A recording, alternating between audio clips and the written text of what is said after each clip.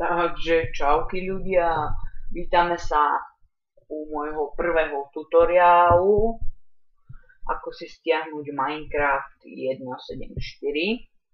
Takže toto vedia aj úplne dementi, ako si stiahnuť Minecraft. Ale nájdu sa aj takí, ktorí to samozrejme nevedia. Takže túto stránku vám vložím do popisku videa. Dáte do Wand.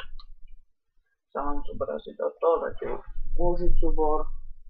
Ja už som si to uložil, ale môžem vám to ukázať. Dáte si to iba na plochu. Tu máte. Internetový prehliadač môžeme zavrieť. Spustíte Minecraft.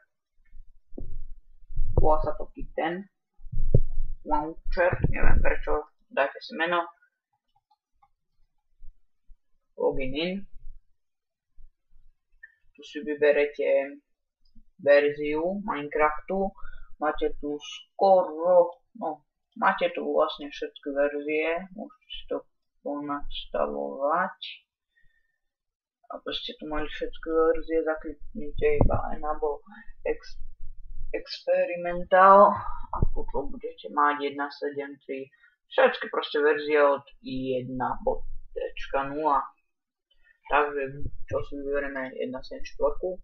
Dobre. Dáme save profil, dáme play.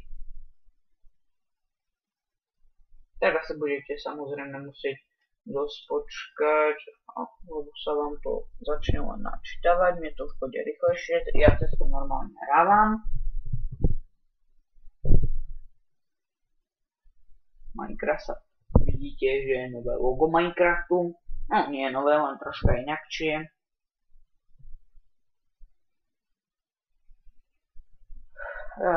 Je mi to nejako pomaly. No, ja už mám vložený texture pack do Minecraftu. Si dáte taktický nový svet. Alebo už si tam vložíte nejaký ten server.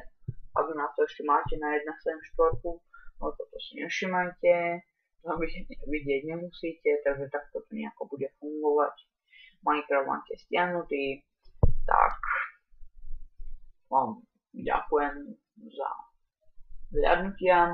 Napíšte mi do komentárov, či vám to vlastne fungovalo, ako vám to išlo. Tak ja vás zdravím, čauky.